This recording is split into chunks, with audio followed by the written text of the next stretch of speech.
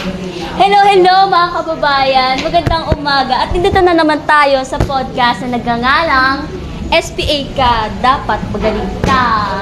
So, bago magsimula ang lahat, meron tayong mga guests na sasagot sa mga katanungan at magbibigay ng advice sa inyo. So, kinalali na natin sila. Sino-sino po sila? Ako si Ivan. Ako si Fiona. Ako si Angeline. And From Dalia. So bilang SPA, sigurado meron naman kayong mga experience pagdating sa topic natin na dapat magaling ka kasi. Sabi niyo, mga experience na pwede niyo SPA, syempre madami. Lalo na yung grade 9, Festival of Festival. extracurricular. Yes. Competitive. Ang mga other section pagdating sa laban naman. So meron ka bang mga naririnig na nagsasabi? Kaya yan nanalo kasi SPA yan. Yes, syempre. Yes. Lalo na siya sa social media. Wala yun. Dead ba? Dead Hindi ka na sa naman basher. Ay, hindi naman working sa SPA. Hindi, kasi alam din namin na deserve namin yung kaya kami nanalo. So, tanda naman tayo sa mga reaksyon ng mga guro pagdating sa SPA o yung mga ina-expect nila lalo na sa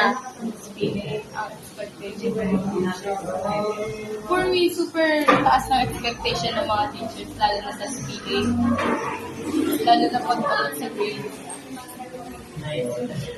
so, tatanungin kita, Miss Fiona, kung dapat bang maging mataas na ang expectation ng mga guro sa SPA or dapat mabago?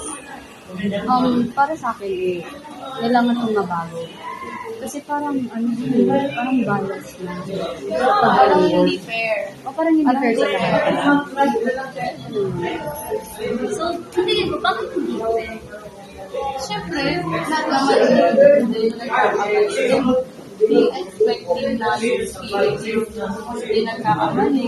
Parang So, nagsasabi tayo na don't expect more. don't expect too much ng mag-aamo nila.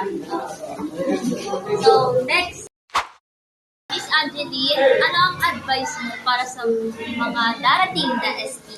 Ano lang, huwag kayo masyadong magsasuffer kasi mahirap talaga maging SPA, and then do your best. Ano ang mga nila, babala nila?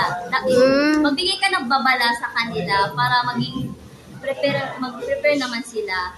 Preparation, Huwag kang papa-apekto sa iba. yeah, right. Huwag kang papa-apekto sa sinasabi nila. Diyan na nagtatapos ang podcast natin na SPA ka, dapat magaling ka. At ako ulit ang host, si Gaigan. At sila ang mga guest ko. Salamat.